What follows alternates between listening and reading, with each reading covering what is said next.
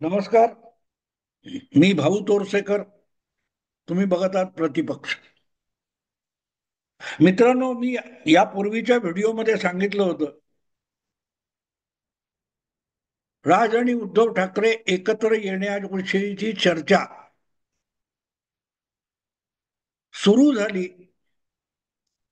ती कोणीतरी घडवून आणतोय का, तो एक राजकीय डावपेच आहे का, आणि महापालिकांच्या निवडणुका दाराशी उभ्या राहिल्याचं एक संकेत आहे का? तर या सगळ्या गोष्टीत जाण्यापूर्वी मी तुम्हाला बाळा नांदगावकर, जे राज ठाकरे यांचे दीर्घकाळ आणि सातत्याने एक विश्वासू सहकारी राहिलेले आहेत, त्यांचं वक्तव्य सांगतो तुम्हाला. नेटवर गेलात तर त्याची क्लिप सुद्धा मिळू शकेल. त्याची क्लिप सुद्धा मिळू शकेल. 2017च्या महापालिका निवडणुका ऐन रंगात आलेल्या असताना राज ठाकरे यांचे सुपुत्र अमित ठाकरे एका गंभीर आजाराने पछाडलेले होते. त्यामुळे त्यांना अमेरिकेला उपचारासाठी घेऊन जाणं भाग होतं. आणि म्हणूनच महाराष्ट्र नवनिर्माण सेनेतर्फे मुंबई किंवा इतरत्रच्या महापालिका निवडणुका लढवण्याचा विचार राज ठाकरे यांनी गुंडाळून ठेवला होता. गुंडाळून ठेवला होता. पण एखाद्या पक्षाने निवडणुकांकडे पाठ फिरवणं योग्य नाही. म्हणूनच त्या निवडणुका लढवायला उत्सुक असलेल्या आपले पाठीराखे आणि कार्यकर्ते यांची काहीतरी व्यवस्था लावली पाहिजे, अशा विचार राज ठाकरे यांनी केला होता. आणि त्यासाठी त्यांनी सरळ सरळ आपल्या काही इच्छुक उमेदवारांना शिवसेनेकडून उमेदवारी मिळावी यासाठी प्रयास केलेला होता. त्यांनी मातोश्रीवर जवळजवळ तासभर 4-5 वेळा फोन केला. पण उद्धव ठाकरे आणि राज ठाकरे यांचा संवाद होऊ शकला नाही किंवा होऊ दिला नाही.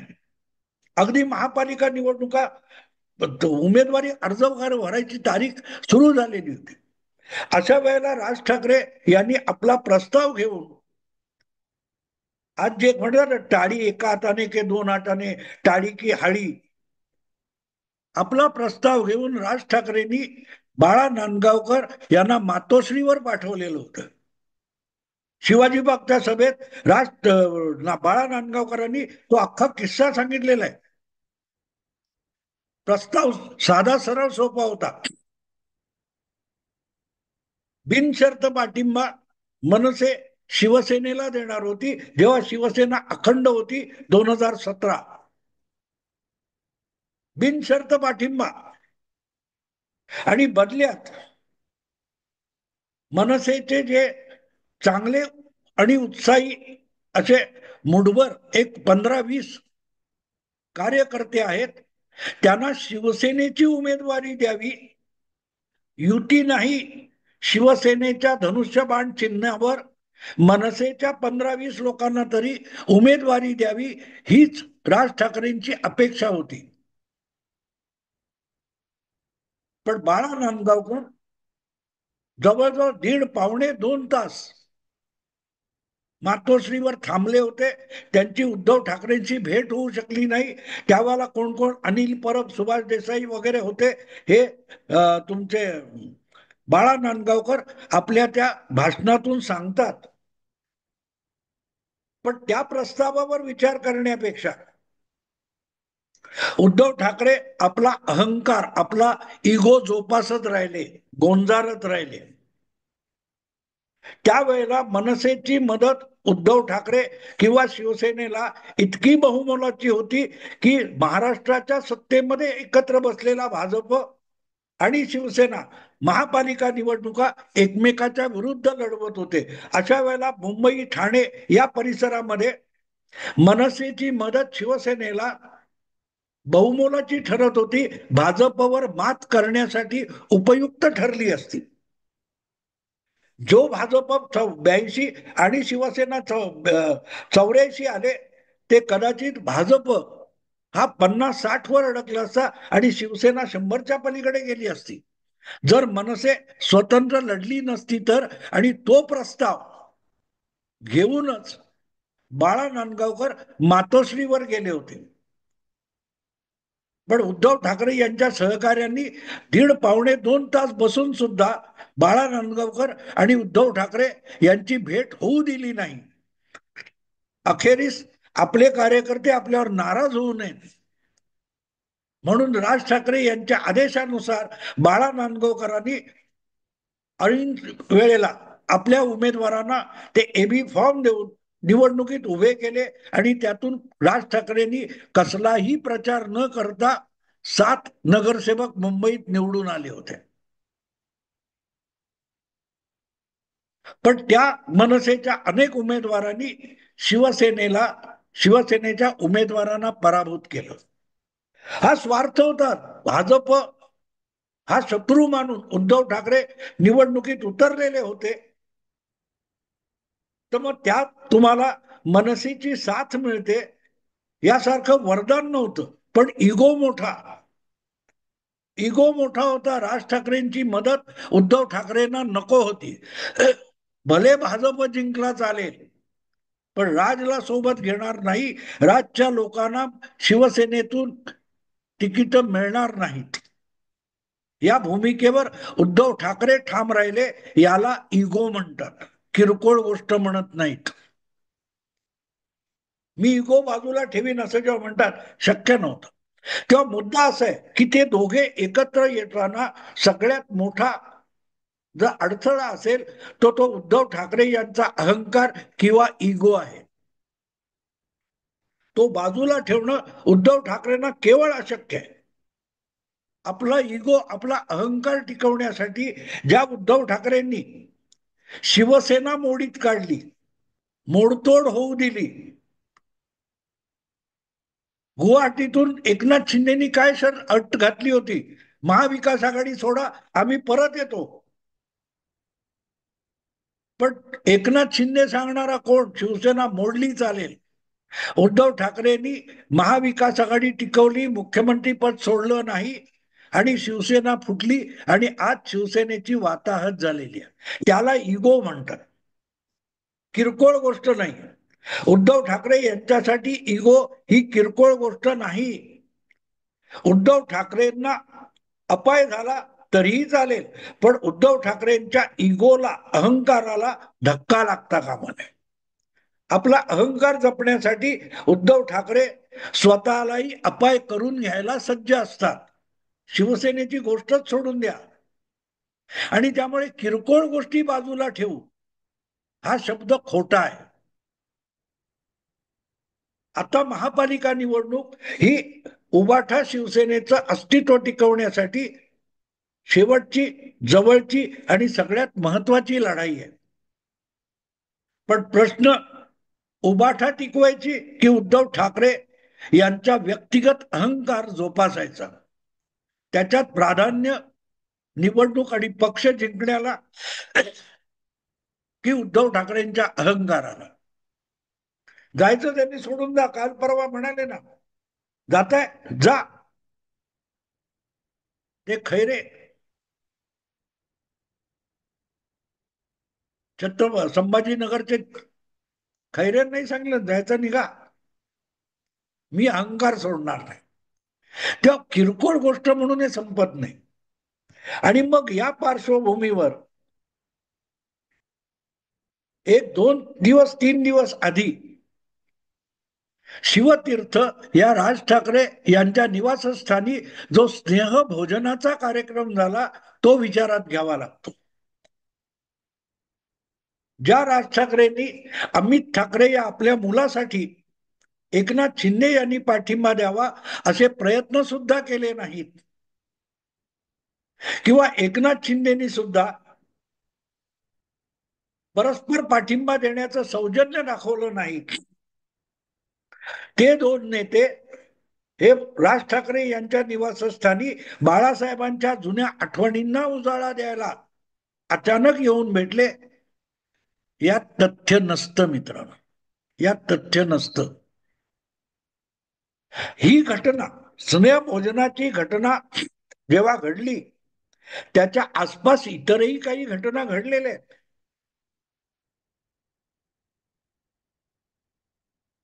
रायगडावर जो मोठा सोहळा झाला त्याला केंद्रीय गृहमंत्री अमित शहा आलेले होते. तिथे एकनाथ शिंदे यांचं भाषण झालं आणि त्यानंतर त्याच संध्याकाळी एकनाथ शिंदे आणि अमित शहा यांची बंद दरवाजा आड बैठक झाली अशाही बातम्या आलेल्या आहेत. मग त्यांनी तक्रार दिली का? या खूप बातम्या आल्या, मी त्या बातम्यांना काडीचंही महत्व देत नाही. पण हे दोन लोक भेटले, एकनाथ शिंदे आणि अमित शहा भेटले आणि फक्त दोघेच भेटले, तिथे तिसरा कोणी नव्हता. हे सत्य मी स्वीकारतो बातमी म्हणून. पण त्या पलीकडे त्या दोघांमध्ये काय गुप्तगू झालं, दोघांनी एकमेकाला काय सांगितलं किंवा समजावलं, काय तक्रारी केल्या किंवा काय तक्रारींचं निरसन झालं, या बातम्यांना मी काडीची किंमत देत नाही. पण हे दोन नेते बंद दरवाजा आड भेटले, हे सत्य मी स्वीकारतो, ते सत्य आहे. आणि मग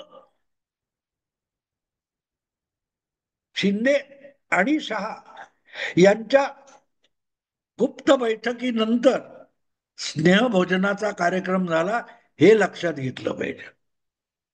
त्यामुळे स्नेहभोजनाचा बोलविता धनी कोण आहे हे मी स्वतंत्रपणे आणि वेगळं सांगायला पाहिजे असं बिलकुल नाही. तुम्हाला कळू शकतं, तुम्हालाही कळू शकतं की एकनाथ शिंदेना अचानक शिवतीर्थावर पाठवणारा कोण असू शकेल हे मी सांगायला पाहिजे? गरज नाही. कारण 2-3 दिवस आधी रायगड एकत्र समारंभ, नंतर गुप्त बैठक, नंतर स्नेहभोजन. आता गंमत अशी आहे की अशीच एक गुप्त बैठक फक्त अमित शहा आणि राज ठाकरे यांची मला वाटते लोकसभा निवडणुकीच्या पूर्वी वगैरे झाली होती. अचानक स्पेशल विमानाने राज ठाकरे दिल्लीला गेले होते आणि दिल्लीला गेल्यानंतर फक्त अमित शहा आणि फक्त राज ठाकरे असा दोघांचा व्यक्तिगत संवाद झालेला होता.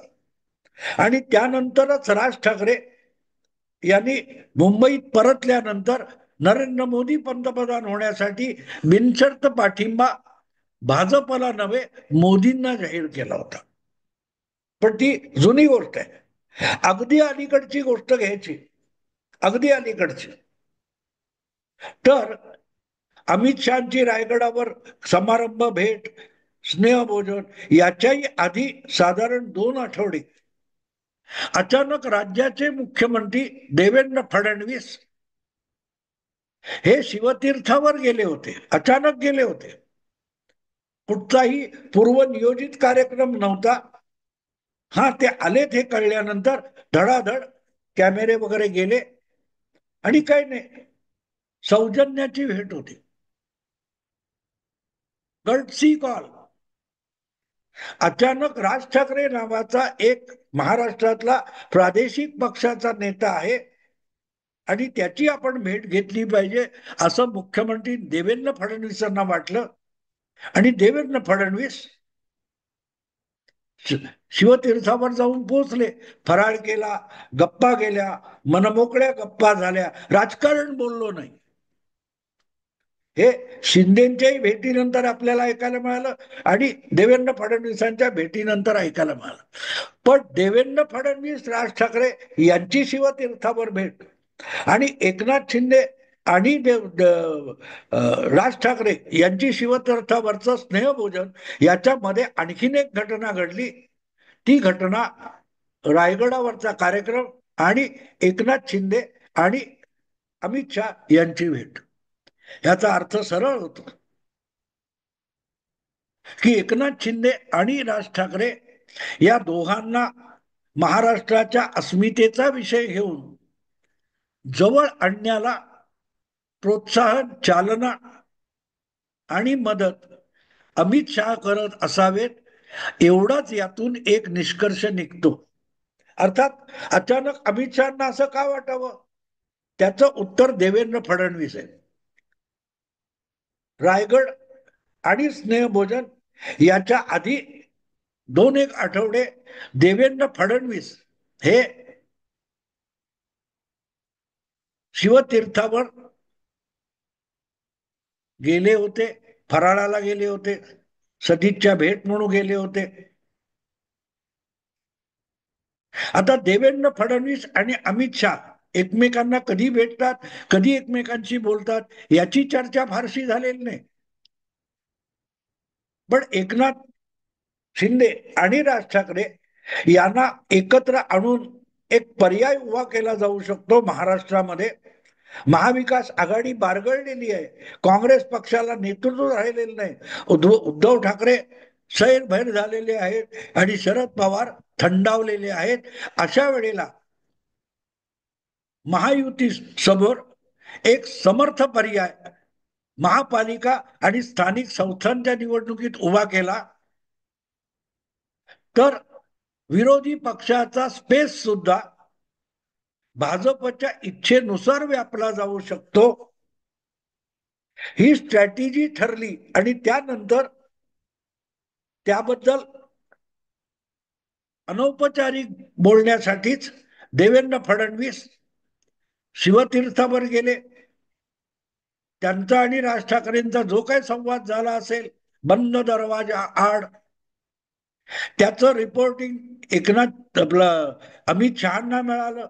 मग अमित शहा आणि एकनाथ शिंदे यांची बंद दरवाजा आड भेट झाली आणि नंतर बंद दरवाजा आड स्नेहभोजन झालं. मित्रांनो, हे डावपेच आहेत, हे डावपेच आहेत. आणि आगामी स्थानिक संस्थांच्या निवडणुका, महापालिकांच्या निवडणुका या दृष्टीने सुरू केलेलं हे नेपथ्य आहे. कदाचित भाजपचे अनेक वरिष्ठ नेते हे मी बोलतोय त्यांनी रागावतील, चिडतील, कारण माझे मी व्यक्त केलेले जे डावपेच आहेत ते खरोखरच भाजपचे असेच असतील. मला कोणी सांगितलंय असं नाही, पण असेच असतील तर ते डावपेच मी उघड करतो. याचा अनेक भाजपच्या मुरब्बी राजकारण्यांना राग येऊ शकतो, राग येऊ शकतो. पण ही गोष्ट मला वाटते की हा सगळा डावपेचाचा भाग आहे, डावपेचाचा भाग आहे. आणि मग हे जे काय डावपेच चाललेत याकडे दुर्लक्ष व्हायचं असेल, नको नको त्या अतिचिकित्सक पत्रकारांनी अशा विषयात नाक खुपसू नये म्हणून केलेला कॅमोफ्लॉज, म्हणजे एक आभास निर्माण करायचा म्हणून दोन ठाकरे बंधू एकत्र येणार असं एक वातावरण निर्मिती करायची की सगळे पत्रकार, चौकस पत्रकार हे जर असल्या गोष्टीत नाक खुपसून बसले तर पडद्यामागे अमित शहा, एकनाथ शिंदे, राज ठाकरे, देवेंद्र फडणवीस जे काय राजकारण खेळतायत त्याचे बारकावे गोळा करण्याकडे यापैकी कोणाचंही लक्ष जाणार नाही. हीच गंमत असते मित्रांनो. युद्धामध्ये रणनीती ही फक्त हत्यारांची नसते. अनेकदा मेक बिलीव्ह, कल्पना विलास असा रंगवायचा की सत्य डोळ्यासमोर असून सुद्धा तिकडे लक्ष जात नाही आणि त्याच्यावर गंभीरपणे विचार सुद्धा केला जात नाही. आणि इथे लक्षात घ्यावं लागतं की राज ठाकरेंची ती मुलाखत नंतर आली आहे, त्याच्या आधी राज ठाकरे आणि एकनाथ शिंदे यांचं मनोमिलन झालेलं आहे किंवा काय असेल ते स्नेहभोजन झालेलं आहे. आणि उद्धव ठाकरे अट घालतात की त्यांच्या बरोबर बसून हात मिळवणी करता येणार नाही. राज ठाकरेंसाठी अट काय आहे उद्धव ठाकरेंची, की जे मोदी शहांना पाठिंबा देतात, भाजपला पाठिंबा देतात, ते महाराष्ट्र विरोधी आहेत आणि त्यांच्याबरोबर बसलेलं उठलेलं चालणार नाही. म्हणजेच एकनाथ शिंदे बरोबर राज ठाकरेंनी स्नेहभोजन करता कामा नये असं सांगत उद्धव ठाकरे टाळीला हाडी देतात. पत्रकारांना किती आरामात उल्लू बनवलं जाऊ शकतं याचा हा नमुना आहे. कुठच्याही दोन भावांनी, ठाकरे बंधूंनी एकमेकाशी हात मिळवण्यासाठी हात पुढे केलेले नाहीत. राज ठाकरे यांच्या एका मुलाखतीतून किरकोळ गोष्टी बाजूला ठेवून एकत्र यायला मी तयार आहे, असं केलेलं वक्तव्य हा सुद्धा डावपेचाचा भाग असू शकतो. देवेंद्र, अमित शहा, एकनाथ शिंदे, राज ठाकरे या चौकडीच्या ठरलेल्या डावपेचाचा एक भाग म्हणून ठाकरे बंधूंचं मनोमिलन हा एक शगुफा सोडून द्यायचा, हा सुद्धा त्या नेपथ्याचा आणि डावपेचाचा भाग असू शकतो. आणि मग कळेल की या मुलाखतीचा असो किंवा एकनाथ शिंदेच्या शिवतीर्थावरच्या स्नेह भोजनाचा असो, बोलविता धनी कोण आहे हे तुमच्या लक्षात येईल.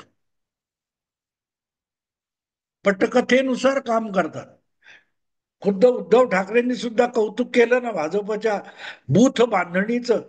तर फक्त बूथ बांधणी नसते, नेपथ्य मांडणी सुद्धा असते, रणनीतीची सुद्धा मांडणी असते. आणि रणनीतीच्या मांडणीनुसार दोन ठाकरे बंधू एकत्र येणार, किरकोळ गोष्टी बाजूला ठेवणार, यावर चर्चा घडवून आणणं हा सुद्धा एक नेपथ्य रचनेचा भाग असू शकतो. आणि या सगळ्या नाटकाचा पटकथाकार तोच या सगळ्या घडामोडींचा बोलविता धनी असतो. मित्रांनो, आता इथेच थांबतो. आवडलं लाईक करा, शेअर करा आणि प्रतिपक्षाला सबस्क्राईब करा. नमस्कार.